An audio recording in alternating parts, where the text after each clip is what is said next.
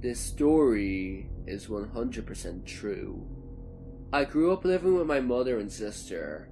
Fairly normal childhood, living in a small town in the UK.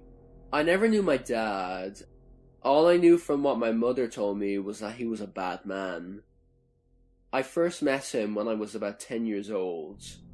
It was all confusing. I don't really remember everything, but I think they had started seeing each other again. They saw each other on and off again for a few months, and then he would disappear. This carried on throughout my teens, up until I was about 15 years old. He started to get quite aggressive, and she refused to see him anymore. My mother never told me this when I was younger, but he used to beat her to an inch of her life when she was pregnant with me. One afternoon, he came to the door. When my mum wouldn't let him in, he tried to break the door down, shouting that he was going to burn the house down and kill us all. He didn't know that I was here to witness it all. I saw him at the front of the house with his hands to his neck, mimicking slitting our throats. That day, he got arrested and my mom got a restraining order against him. That was the last time we had heard from him until 3 years ago. I got a postcard through the post with nothing but my name on it and phone number. I instantly recognized his messy handwriting. I thought it was odd that after about 5 years of no contact, I suddenly got a postcard from him. Obviously I ignored it. In July 2013, my mother found the police at our door. They came with some news that was shocking, but also not at all. I'll start from the beginning. My grandmother went to visit my father. She is often traveling around, and it wasn't unusual to not hear from her for some weeks. But when she hadn't been heard from in 3 months, the family began to worry. The last person who had seen or heard from her was my dad. This all happened around the time I received the postcards.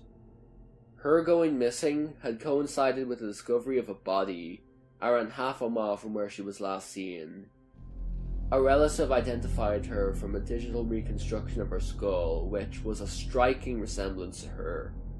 My father was the #1 suspect at this point. He was arrested on suspicion of her murder and later charged. The police took statements, told us they had found evidence and they knew it was him. He denied it all. We were following the case, which was when the grisly details started coming out. They had had an argument, and he ended up killing, dismembering, and then burying her in a shallow grave. They said she might have been alive when he dismembered her. Strangely enough, his family were on his side and said he was innocent. He later came clean about the whole thing. He said he thought she was a reptile in human skin, and he wanted to cut her open to see the reptile. He was being held in a secure psychiatric facility, but is currently in prison. He has been assessed by multiple psychiatrists who said he has paranoid schizophrenia. He was sentenced to 9 years in prison for manslaughter, not murder. I find it absolutely appalling. He has served 3 years already, so will be out in 6 years. Someone who has killed his own mother in cold blood and has made death threats to his own daughter will be out of prison so soon, and it absolutely terrifies me what could possibly happen if he ever finds me or my family. I'm confused about the postcard he sent to me around the time he killed her. I don't understand how the justice system could fuck up so much and let a potentially dangerous person out of prison so soon. So, yeah, that's my fucked up story about my own father.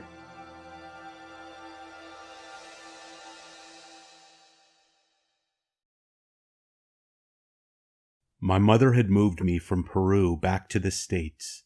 I was maybe 9 or 10 years old, or around the 5th grade.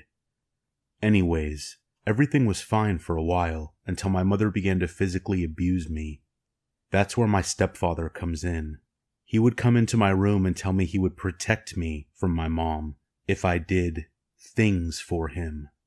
These things made me really uncomfortable, but at first it was okay.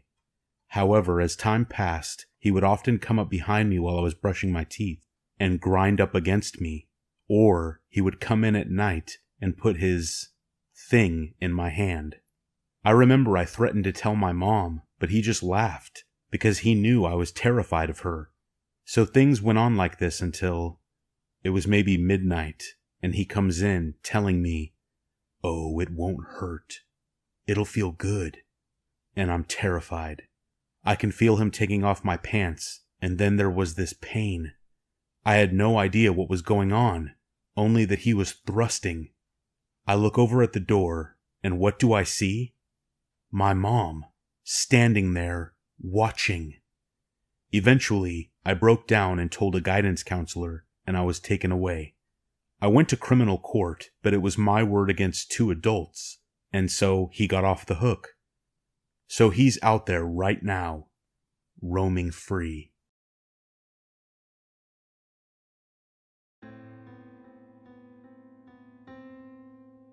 Growing up, I loved my older sister with a passion that is shared by only the closest siblings.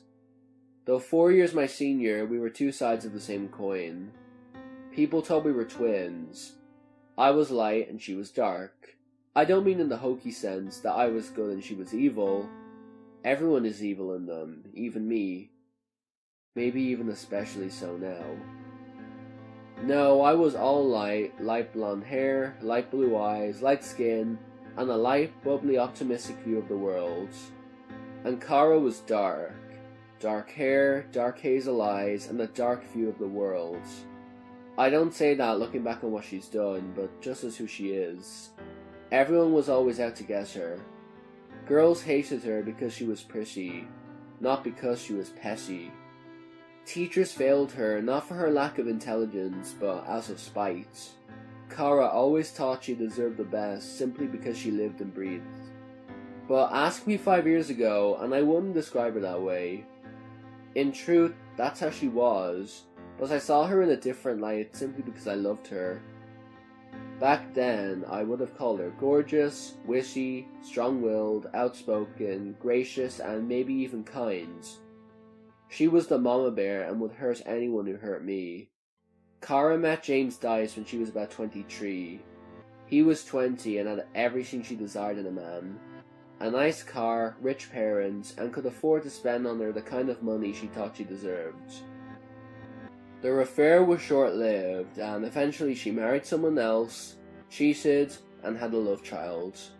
Her husband knew nothing of her affairs and raised Kylie as his own, for a year anyway.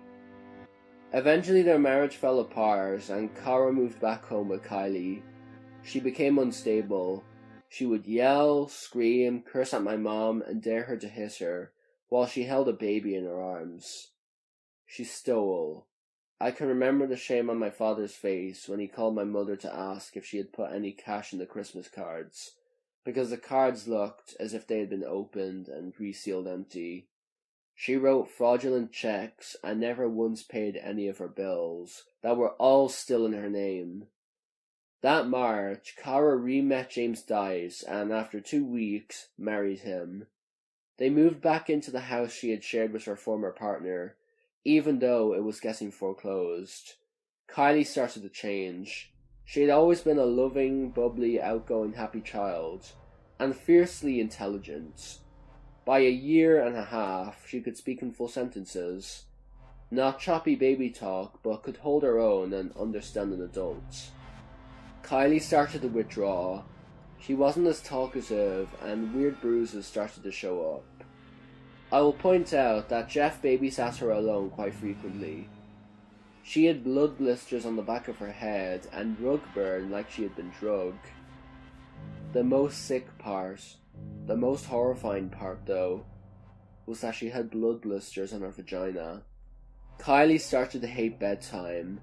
She had never been a fearful child, but she grew to hate bedtime. I stayed at Kara's house once to see what went on. James put Kylie to bed. I found out every night. I feigned astonishment because Kylie hated it so much and asked to see it in action. Jeff wouldn't let me in the room. One day, Kara and I were hanging out and Kylie was with us. Kylie had been throwing up and getting sick a lot, and she had grown very thin. Not enough for CPS to step in, but enough to be noticed and concerned. Cara wouldn't take her to the doctor unless pressured by my mother. On that day, we went through the drive-thru at McDonald's and Kylie vomited all over herself. Cara would not touch her. My niece was sobbing and hysterical and covered in vomit, and she wouldn't even lift a finger to help her. I carried her into McDonald's and gave her a bath in the sink. I started to hate Cara that day. In May, just 2 months after marrying James, Kylie was admitted to the Children's Hospital, the burn unit. Kylie suffered third-degree burns on her left hand, left foot, and face. James was the only one home. Kylie was screaming. The pain medicine wasn't enough. Nothing was enough. She was in agony. I watched as Cara carried her back and forth, trying to calm her down. I hope that none of you have seen the atrocious realities of burns, but I will tell you that the worst ones leak. I watched my sister walk my knees as she dripped a clear fluid on the floor. I wish I could tell you that when I saw James, I beat him. I wish I could tell you that I ripped the flesh from his body the way he had my niece, but I didn't. I took James outside and asked if he'd been high. I knew he failed a drug test I had gotten him a job the month before. He said he had. He never cried. He never cried for the pain Kylie had. I pulled the nurses away and told them they needed to call the police, to call CPS, because this was on purpose. Once Kylie was in a state of less pain, I was able to interact with her for the first time. She smiled so big her smile cracked, and when she kissed me, parts of her lip, they were left behind. She stayed at the hospital for a month, and what she endured there was every bit as horrific as the torture James put her through. To prepare her skin for grafts, they had to put her in a tub and scrub away the new skin. I'm sure most of you have burned yourself and then put that burn in water. To me, burns are the worst kind of pain, especially that searing sensation when the injured flesh hits the water. She did that every day. I was never there when they did it to her, but I'm not sure I could have handled it. When they had to give her the skin graft, I begged for it to be me. I couldn't stand the thought of her hurting even more, but they couldn't. Kylie's other grandmother, Joni, never once cried for Kylie's pain. She was, from the beginning, on the offensive. James would never do that on purpose. He would never hurt his daughter. It wasn't until my mother pointed out that he would probably spend time in jail that Joni ever cried.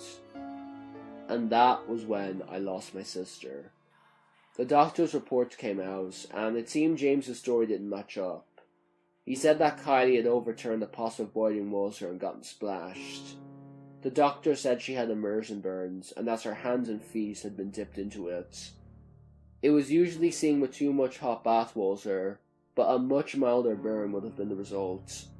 The facial burns, they matched with cases he had seen where a hot rag had been clamped on the victim's face. Kylie was released into the custody of my mother. She started to talk about what had happened. One day, Kylie looked at me and said, "Daddy hurt me. Daddy is a bad man." I asked her why. She put up her finger like someone was scolding her and repeated, "Kylie is a bad girl. Kylie won't sit in the chair." Kylie hated high chairs. She threw a fit whenever she was in one. The police weren't going to file charges, but my mother pushed, and eventually they did. James was arrested and released on bail. Cara stopped seeing James to get her daughter back. Pretty soon, they took her off supervised visitations. Kylie began to withdraw again, but Cara swore James wasn't around. One day, the CPS worker assigned to the case was in her neighborhood, and she saw James sneaking in the house. Cara only got supervised visits from then on, and then had another baby with James, and then eventually one more, who I've never met. We stopped seeing Cara on December 3rd, 2012. We had all been Christmas shopping, and I was changing Kara's newest addition, Sarah, on the floor of our conversion van. Kylie had been acting out lately and tried to stomp on Sarah. I blocked her with my hand, but unfortunately, the motion caused me to lightly smack Sarah, who started to cry. Kara whisked in, and I explained the situation. Kara started berating Kylie, who was 3, telling her that she was a monster and that she would never see her baby sister again. That she couldn't even look at her without wanting to be sick. That she didn't love her. I snapped. I screamed that all of Kylie's difficulties were her fault. I was buckled in between a window and a car seat, with another row of seating in front of me. Kara came after me with Sarah in her arms. I told her that I wasn't her mother, and that I would hit her even with a baby in her hands. She came anyway. I punched her, and it was enough time for my mother and little sister to hold her back while I got out of the seat. Kara set Sarah down in her stroller outside and attacked all of us. She did not fare well. James was tried and had a hung jury. They couldn't get an unanimous vote. I will never be able to thank those 2 people that held out, but I owe them much more than my own life. James was retried, and this time my younger sister, mother and I took the stand. Kara took the stand for the defense. James Dice was found guilty. The prosecutor asked for 14 years. The judge looked at James and told him that it was the most horrific crime he had ever seen. He gave him 16 years. James finally cried. My mother, by chance, once met James's old elementary school teacher. She had been concerned for him and called his parents for a chat with a counsellor. James displayed no emotions. James liked to hurt small animals. His mother wouldn't hear of this. Before I stopped talking to Kara, she had told me that James believed he had spoken with the devil. That Jeff often fantasized about breaking into houses, tearing people's faces off, hanging it in front of themselves so they could watch their own face as they died. My parents got guardianship of Kylie, and Kara hasn't seen her in 3 years. Technically by her choice, but I'm glad she made it. And it looks like she'll never get her back. To me, that's not justice enough. James may have perpetrated the crime, but she stood by him. She would have endured Kylie even more if not for my family. She has 2 more children. James may be in jail, but there are a lot more sickos out there, and she won't protect them. Though through years of therapy, Kylie grew closer to being healed, physically and mentally. But for a while, after her abuse and being abandoned by her mother, I would find her rocking in some out-of-the-way place, sobbing to herself while singing, "Mommy doesn't love me anymore." My sister has a lot to atone for.